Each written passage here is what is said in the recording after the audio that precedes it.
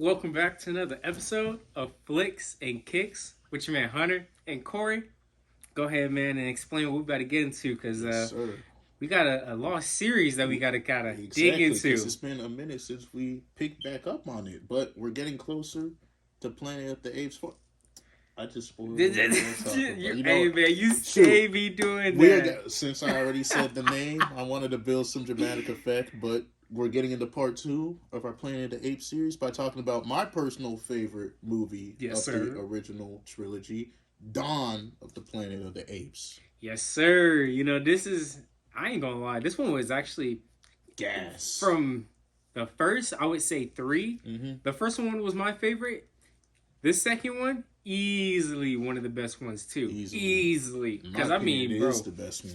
I mean, starting up from how it's leading up now, that was the perfect one Right. that it 'Cause started from. Really, Planet of the Apes, first, the rise of the Planet of the Apes felt like Caesar, kind of a boy, yeah, it learning to was. become a man. Yep, And Don Caesar was a he grown ass was. man. Yeah, He was an alpha, the leader, and it picks up basically right where the first one left off, where all the apes are fully engraved into the forest they were left off. Yep. Caesar has himself a little family now.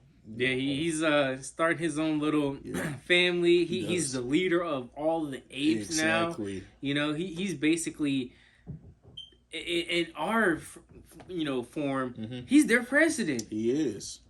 Everything has to just float strictly Everything's through to him. Caesar. You know? Koba, the other ape that was abused in that Yeah, first movie. he's now was it orange one or the one with the scar. Yeah, He's now yeah. his right hand man basically because there was a scene earlier. Caesar's son Blue Eyes, who they did not have the best relationship in this movie. In a way, he almost resented his father for whatever reason. He wanted to prove he didn't need his father always big dogging him. He wanted to prove he was tough on his own. But he got scratched by a bear at the beginning of the movie. Yeah. And Caesar had to come. And then he actually called Koba to come help them. But he did it smartly by distracting. Remember, he distracted the bear. He kept yelling in his face. Waited enough time to tell Koba. This is one of the coolest shots of the movie, bro. When Koba jumped like 10 feet in the air with that stick. Just stabbed the bear right in the head.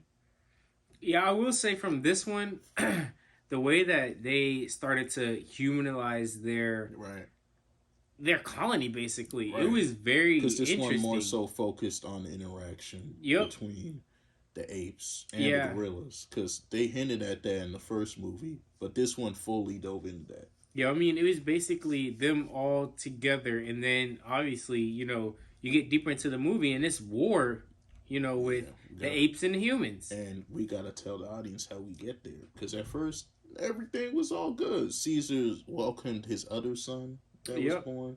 What was his youngest son's name? He's gonna be the main character in this new.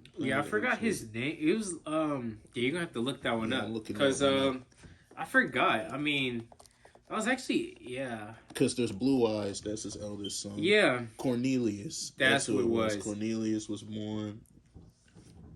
Blue Eyes was there reluctantly for the birth of his son. You gotta do that. I'm just saying, everything was all good, but then we get to the humans, and basically their species is hell. That virus that they show in the first one spread like wildfire. Yep. In the second one, it didn't show the actual spread in this one, but it showed the effects of the spread. Yeah. It wiped out a lot of people's families, including the leader of the human revolution, who are still have a grudge and blame the apes for it. Dreyfus, remember the general, blamed him for basically killing his family. Yep. So he has some hard feelings. While the main human character, Malcolm, actually wanted to come see the apes to see if they had a cure, because I think wasn't his son sick or something like that. His son, if I can remember, I think it was. Yeah, it was someone in his family was sick, so they came to the forest to see if they had a cure. They didn't get the most. Yeah. They didn't get the most warm welcome. Little did they know. Surrounded them, captured them. Actually, the gorillas captured them, took them to Caesar. Caesar was like, "Yo, chill out. Let's see what's going on." And then they actually had a great relationship. Malcolm and Caesar did. They got along. he helped them find a cure, but there was still a lack of trust because the people in Malcolm's camp snuck a gun in. Mm-hmm. Because remember, one thing about Caesar's youngest son Cornelius, he was a baby, but he was a smart baby. He would always Yeah. wander off and see what's going on. And then one scene, he lifted up like a bag and found a gun. And then someone in Malcolm's camp pointed the gun at Caesar's son, Blue Eyes, like an idiot. And that's where Then it started. Caesar beat the war. crap out of dude, disarmed him, and then kicked the humans out. But even though he did that, him and Malcolm had a good relationship throughout the whole movie. But I mean, that was basically a start because Koba, that he didn't. That was where it started because Koba had a disdain, hatred. I mean, it was already and it was from the first movie yeah. where they used him as an experiment. Yep. As a circus freak, basically. So he had pent up resentment. And that was only more of a egg to the face type of deal for him. So. And he couldn't fathom Caesar being cool with the humans, or apes in general be cool with the humans. Like, well, he was basically saying it was either us or them. Exactly. That's the way he saw it. Like, yeah. In his mind, you can't play both sides. It's us or them, and if you're choosing to help them, you're against us. Yeah. That was his whole ideology. Like, he would sneak off without Caesar's permission with some other apes and check out what the humans had going on, and then he found out the humans were actually preparing for war. So he was like, shoot, okay, let's go back and warn see. Well, he did kill 2 humans while he did that side quest. Which he was not supposed to be doing. Nope. You know, because Caesar made it very well known he didn't want to start anything like that. But right. He would always Caesar would talk to his best friend throughout the movie, the brown gorilla, I think that's the person you were trying to mention earlier. They would always bond and talk about how they don't want war, how they like their civilization. The way it is, peaceful. He has a family now, so clearly he ain't trying to die in war with the humans. But Koba came back and said, "Yo, they're trying to start a war. We need to go to war against them first." And remember that scene? Caesar was like, "No!" Yeah. Because he was like, "If we go to war, how many apes do we lose?" Which was kind of crazy on how it all went down because it went to war. Yeah, their falling out was sad too because at the beginning, Koba and Caesar were like this. And then you see the one of my favorite scenes from that where he lets Koba just go and fall. Because he said, Caesar loves humans more than apes, more than his own sons. And Caesar just lost it when he dropped that line. That line hit a nerve. Because Caesar beat the shit out of Koba. Beat the crap out of him. Threw his head on the ground and shit. I mean, he already had a cut on his eye. He gave him another cut on his eye. And then after that ass whooping, Caesar was still the leader. So Koba had asked him permission to be excused after that ass whooping. Yeah. So, and this was after, the humans passed by and Caesar helped him find a cure for what was going on with his son. Yep.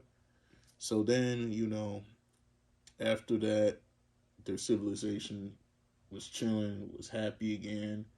By then, Caesar and his son Blue Eyes finally squashed whatever they had going on, and they had a good relationship. Which took literally the whole movie. Let me just put that out there. It did. Because, I mean, which was odd. You're letting your own child kind of have this strong of a beef with you. That's what I'm saying.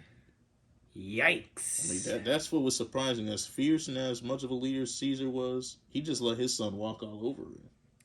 I mean, let's be honest, though.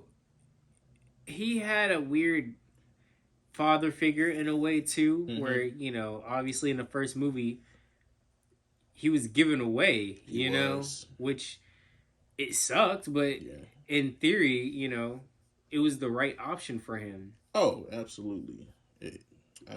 Because Caesar had kind of some unresolved trauma with that. Yeah. That in a way kind of got solved in this movie. Mm-hmm. But yeah, it was definitely, like I said, I think that whole war. But before we get to the war, though.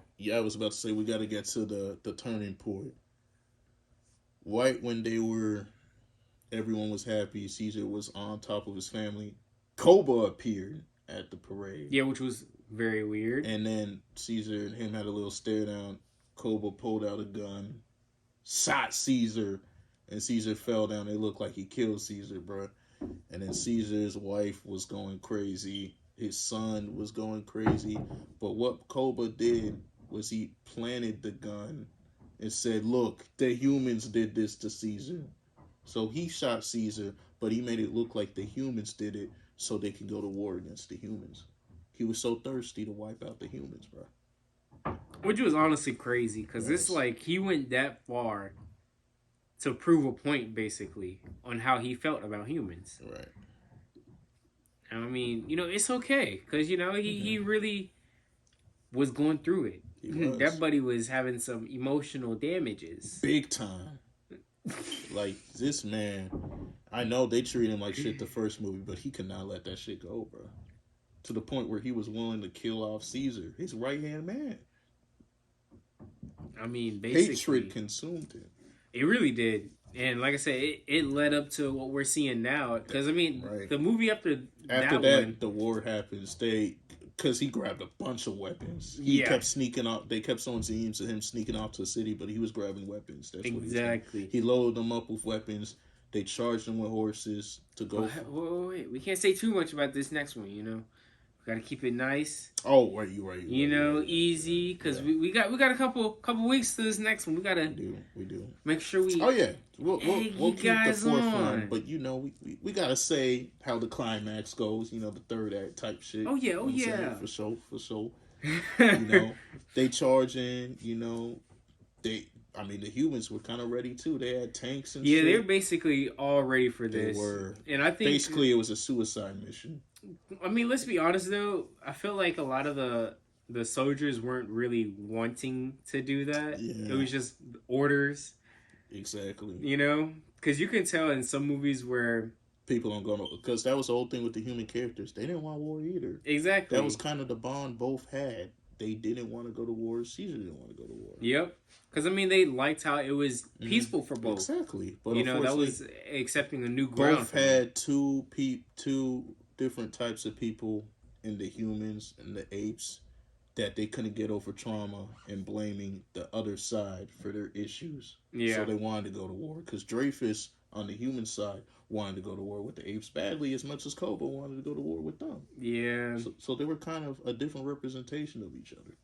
Yeah, it was very interesting. I mean, the way that they kind of led for this, not trying to go too far back, but if you go back from when the Planet Apes first started and how it's leading to now, like, this is crazy. No, it is, bro.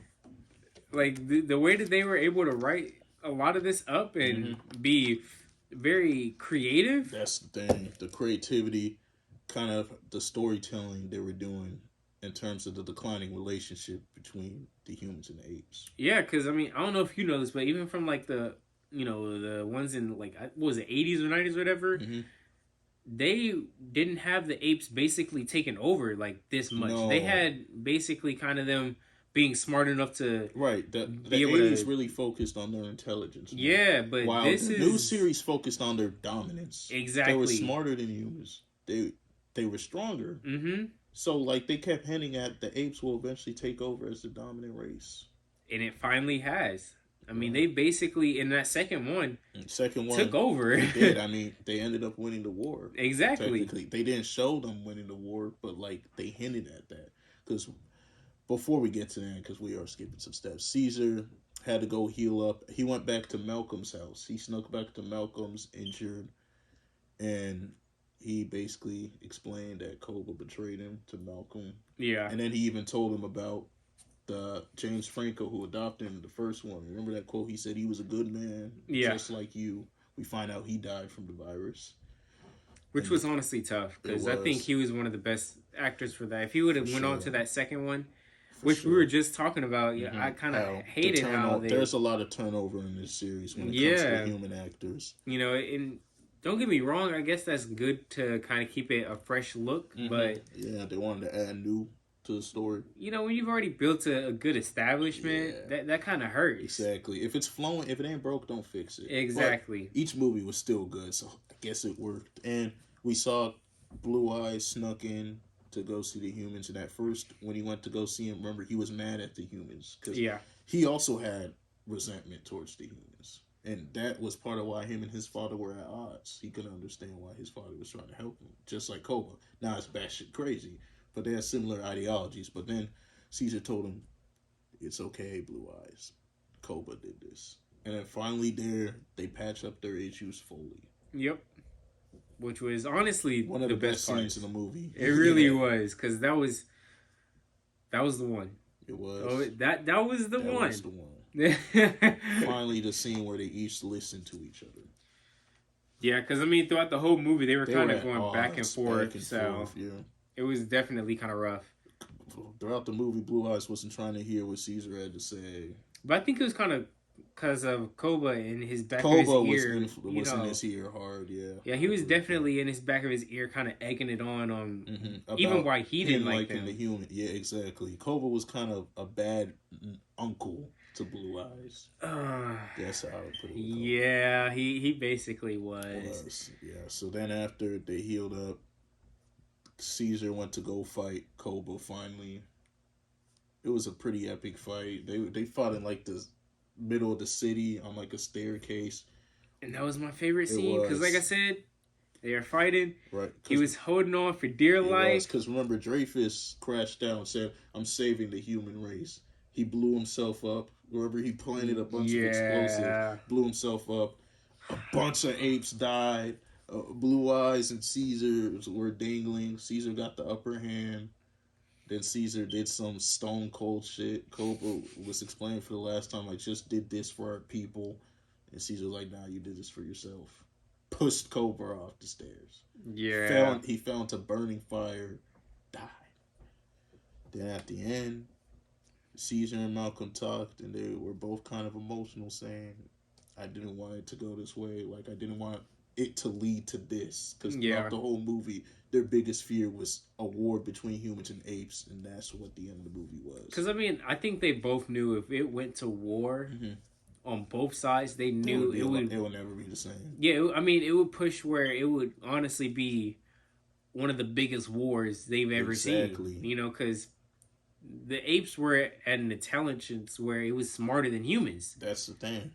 But the humans, they still got the manpower. Well, they were just lucky they had armor and stuff. At the end, they called the army to come in. Exactly. So the army was about to come in and fight. You had apes. A lot more of that. Because imagine if the apes had just enough armor as the humans. Exactly. That's kind of OP. They're stronger than you, and they have tanks. Why the humans were trying to extinct them, because they knew eventually the apes would get smarter than them. Yep. They already were. They already were smarter than them. Exactly. So, you know, at the end, Caesar reluctantly, his apes got rallied around him, got hyped around him because they knew they were about to go into war because of Cobra's actions. There's nothing they can do.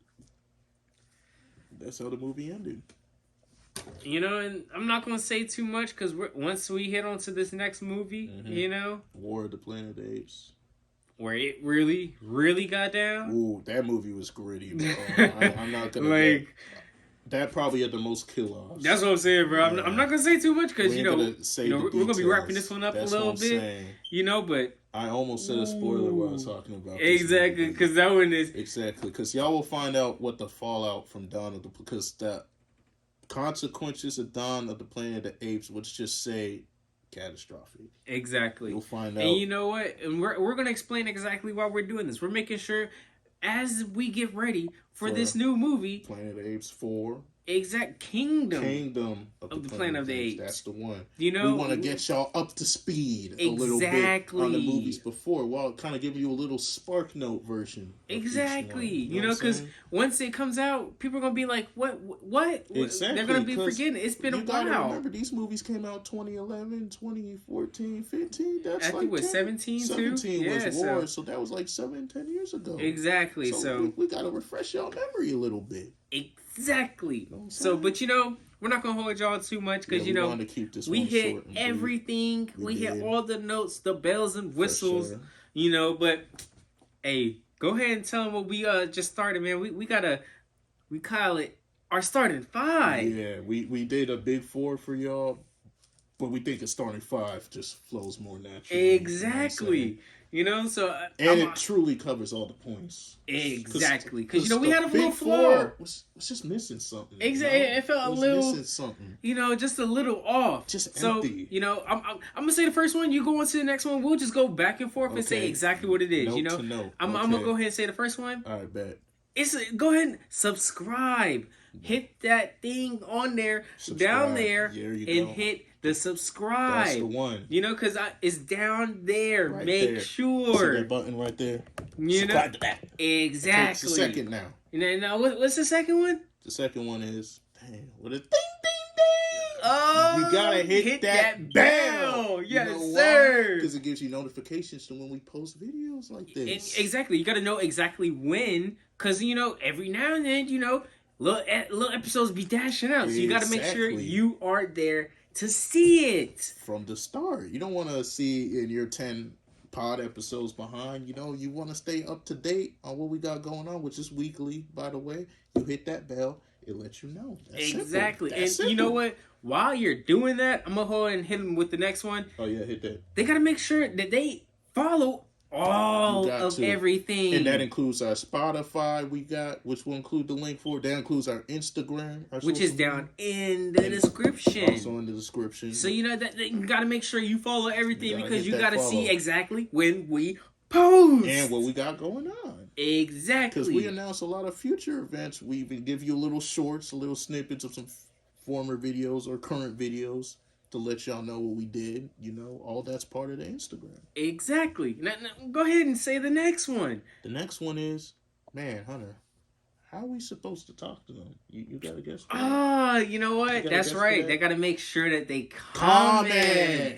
Because as much as we enjoy talking to ourselves, we want to talk to y'all too. Exactly. Because, it just flows better. It's like a community. It's that conversation aspect doesn't exist without a conversation. Exactly. And that don't exist if you don't comment. Because, this is a podcast. We're here to talk to everyone. Exactly. But you know what? For this last one, it won't all be well for nothing because if they don't hit that like bell, the algorithm will tell who else needs to see it. And that takes a second. All you got to do is... See that little thumbs up? I believe it's on this side too. So they got to make sure that they hit that. Hit that. So yes, so love. Exactly. But I'm gonna go ahead and let them know we done for the day. Sad things, but all the best things do come to an end. This episode felt so quick, didn't it? It really did. It really did. But hey, you got to make sure you hit that bell so when we are here for the next one. For sure. Y'all stay tuned because we got a lot of stuff coming out this week. This is a busy week, isn't it? It really is. If I'm saying the right things, the NFL's gonna be having a lot of things. But hey, we can't say too much. We can't say too much. At least some suspense. Hey. Shh. There you go. Y'all have a good one. Y'all have a good one. We said too much already. Peace out. Peace out.